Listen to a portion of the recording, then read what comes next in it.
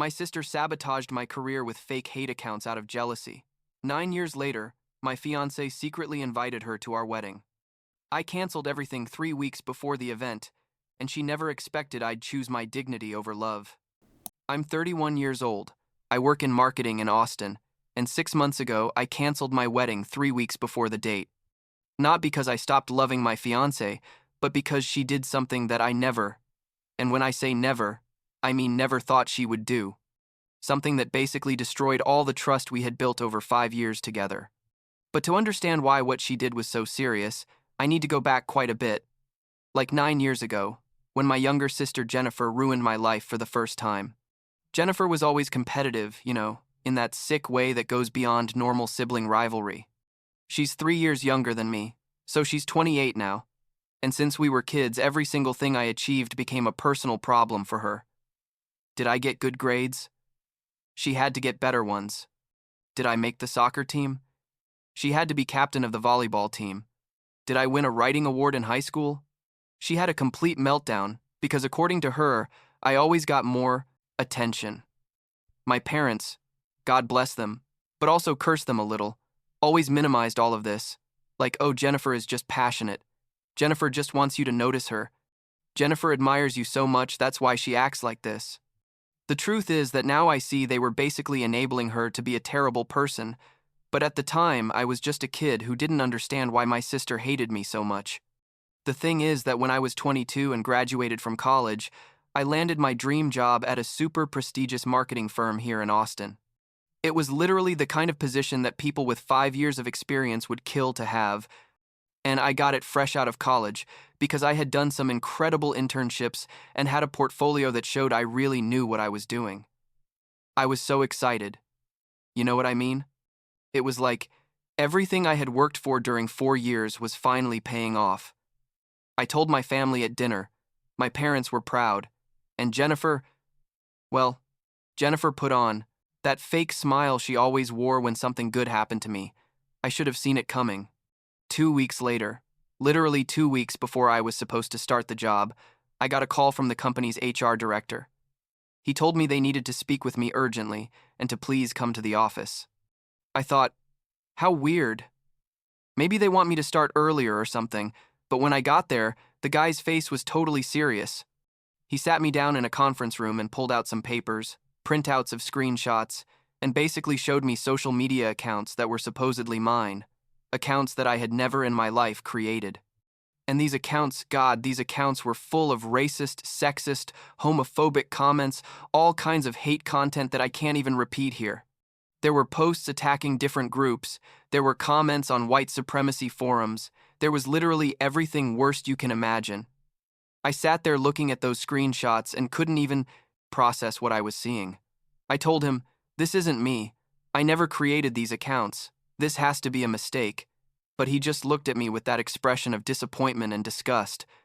He told me the company had received an anonymous email alerting them about these accounts, that they had investigated, and the accounts were linked to my real name, to my personal email, or what looked like my email with one letter changed that was barely noticeable. And they even had photos of me that had been taken from my Facebook. He explained that the company had a zero-tolerance policy with this type of behavior, and that unfortunately, they had to rescind the job offer. Just like that. My dream job, gone. I left there feeling like I'd been run over. I couldn't breathe right. I literally felt like I was going to pass out in the parking lot. I called my parents crying, explained everything to them, and they were confused but supportive. I said we were going to get to the bottom of this. I hired a lawyer, reported the accounts to the platforms, did everything you're supposed to do, but the damage was already done. The firm didn't want to hear more explanations, and worse still, the news had spread in the industry because someone you don't know who, probably the same person who sent the anonymous email, had shared the screenshots with other marketing professionals in Austin. My reputation was destroyed before my career even began. I spent like 2 months in a state of total depression, living with my parents, trying to understand who would have done something like this to me. I reviewed every interaction I'd had in recent years, every person who might possibly hold a grudge against me, and kept hitting a dead end. Until one day, like 3 months after all this, Jennifer came to visit me. My parents weren't home, and she came into my room with this strange attitude, like nervous but also defiant. She sat on my bed and told me, "I need to tell you something." What happened next still makes me nauseous when I think about it. Jennifer basically confessed everything. She told me that she had created those accounts, that she had spent weeks elaborating this plan, that she had used photos of me from social media, that she had created fake email addresses that looked like mine, that she had written all that horrible content and then sent the anonymous email to the company. And when I asked her why, you know what she said?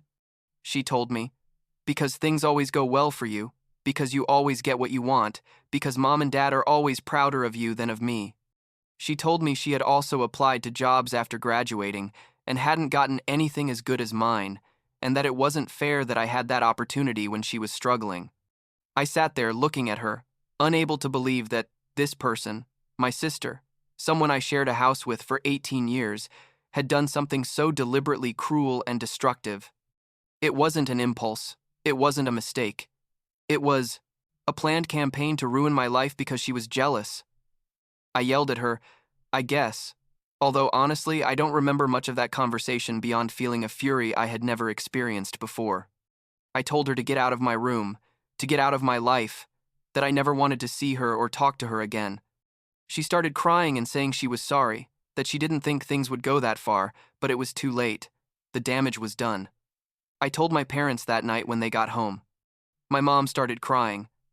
My dad was in shock, and Jennifer denied everything at first, but eventually admitted parts of what she had done when they confronted her directly. My parents, and this is what still hurts, didn't do anything really significant. I mean, they told her it was wrong, sent her to therapy, but basically kept treating her like always, kept inviting her to family dinners, kept acting like this was just an error in judgment and not the deliberate act of sabotage that it was. I, on the other hand, cut all contact with Jennifer. I blocked her number, blocked her on all social media, and made it very clear to my parents that if she was present at any family event, I wouldn't go. The following years were difficult. I had to start my career from scratch, taking jobs that were way below my education level, rebuilding my reputation little by little. Eventually, I managed to prove those accounts weren't mine, got the platforms to delete them, and slowly started climbing in my field again. I never recovered that initial opportunity. That was lost forever. But at least I managed to build something decent. And like 6 years ago, when I was 25, I met Samantha at a networking event. Samantha was everything I wanted in a partner. She was smart, worked in web development, was funny, we got along incredibly well. And when I told her about the whole situation with Jennifer, like a year into dating, she completely supported me. She told me she understood why I had cut contact, that it sounded like a toxic situation, and that she respected my boundaries. We dated for 5 years, lived together for 3, and a year ago I proposed. She said, "Yes," we cried. Everything was perfect. Or at least I thought so. Wedding planning started well. We chose a date, found an amazing venue outside Austin, hired catering, all those things. But like 3 months into planning, Samantha started bringing up Jennifer. At first it was subtle, like, "Are you sure you don't want to invite her? She's your sister, maybe she's changed." And I would tell her very clearly, "No, she hasn't changed. I don't want to see her, and she's definitely not going to be at our wedding day." Samantha would say she understood and drop the subject, but then bring it up again like a month later. "Don't you think your parents would be happier if Jennifer was there? Don't you want to at least try to reconcile before the wedding?" I started getting frustrated because I felt like she wasn't respecting my boundaries, but I also tried to be understanding because I thought maybe she just came from a closer family and didn't fully understand the magnitude of what Jennifer had done. I explained everything again, in more detail, and made it very clear that this was a non-negotiable boundary.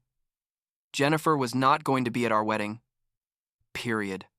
Samantha said she understood and apologized for insisting. I thought it was finally clear. The wedding was going to be in October, specifically October 15th, and we were already like 3 weeks out from the date. All the preparations were ready, the guest list was finalized, deposits were paid. One night, we were in our apartment going over some last-minute details, and Samantha was acting weird, like nervous and avoiding eye contact.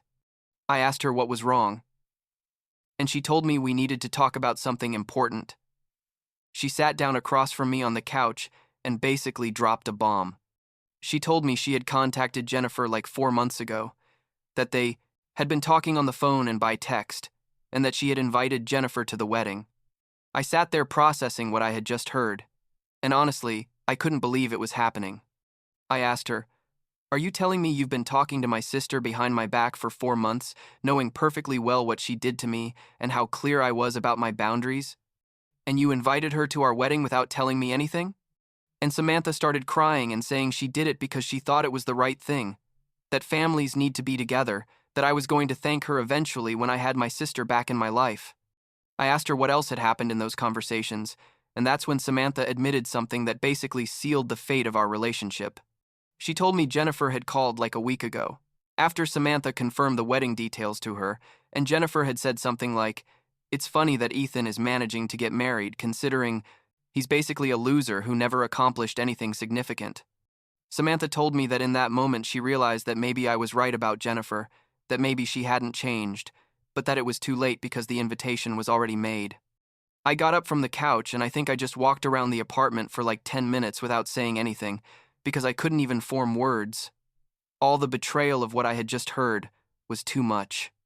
Not only had she completely ignored my boundaries, not only had she gone behind my back for months, but she had exposed our relationship, our life together, to the same person who had tried to destroy me 9 years ago. And when Jennifer showed exactly who she was, instead of immediately undoing the invitation, Samantha just said it was too late. I told her, "You know what? You're right. It is too late.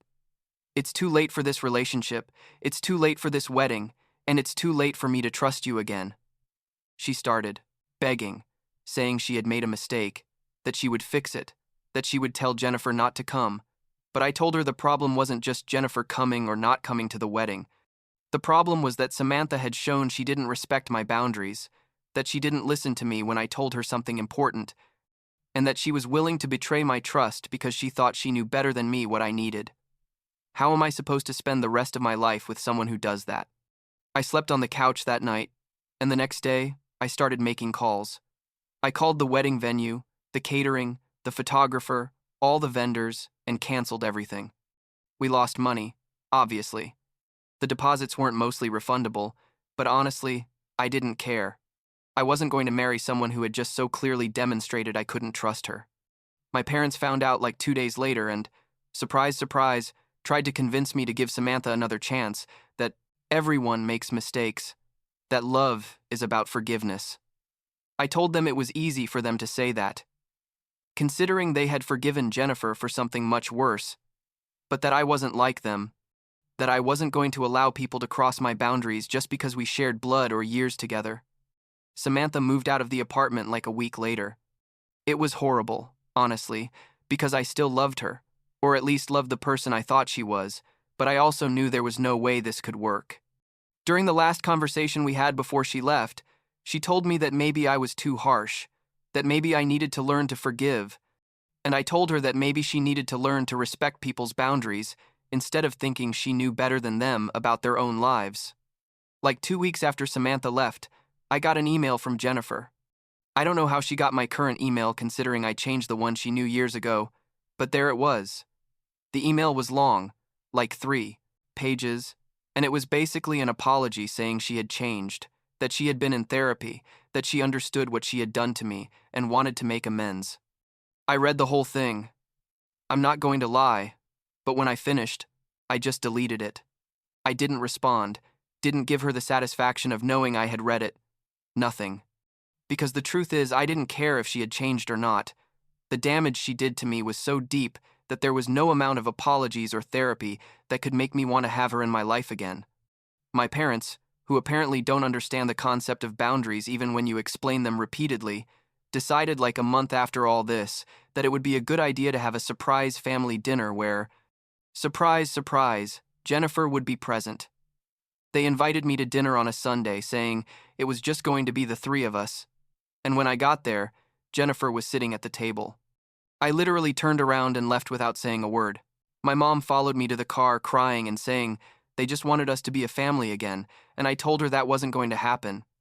that they had chosen again and again to enable Jennifer and minimize what she did to me, and that I had chosen my peace of mind over maintaining relationships that hurt me. I drove back to my apartment and didn't talk to them for like 2 months after that. The last 6 months have been weird. I'm not going to lie. I've been living alone in the apartment I used to share with Samantha. I've been working a lot, and I've basically been remaking my life again. I took out all the things that reminded me of Samantha, bought new furniture, painted the walls, made the space completely mine. And the truth is, I feel better than I have in a long time. Like lighter, you know? I don't have to deal with the drama of someone trying to force a reconciliation I don't want. I don't have to worry about my partner betraying me by inviting toxic people into my life. I can just exist. Like 3 weeks ago, I went to a rooftop party here in Austin, something work-related but casual, and I met a woman named Chloe.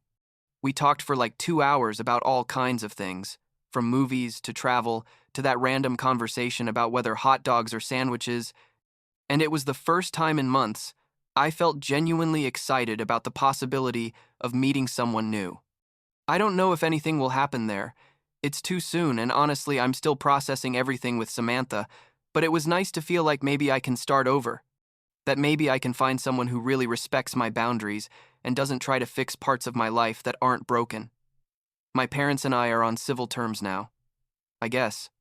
We talk from time to time, but I've made it very clear that Jennifer is not a topic of conversation, and that if they try to ambush me with her again, I'm simply going to cut contact completely. I think they're finally starting to understand that I'm serious, or at least they're understanding that pushing me on this is only going to push me further away. Jennifer, as far as I know, continues living her life and doing whatever she does. I don't care, honestly. She made her choices 9 years ago, and I made mine after that. Sometimes I wonder if I'm being too harsh, if I should be more like my parents and just forgive and move on. But then I remember that my boundaries aren't punishments, they're protection. They're the way I take care of myself after someone demonstrated they're not safe to be around. And if that means I don't have my sister in my life, or that I lost a 5-year relationship with someone I loved, well, that's what it costs to maintain my peace of mind and self-respect. Not everyone is going to understand that, and that's okay. But I understand it, and that's what matters. Last week I was cleaning out some drawers and found a photo of Samantha and me.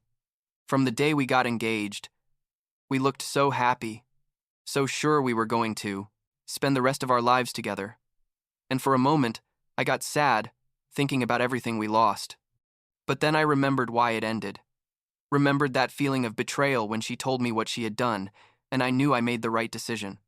Because at the end of the day, I can't be with someone I can't trust, no matter how much I love them, and I definitely can't have someone in my life who deliberately tried to destroy me out of jealousy.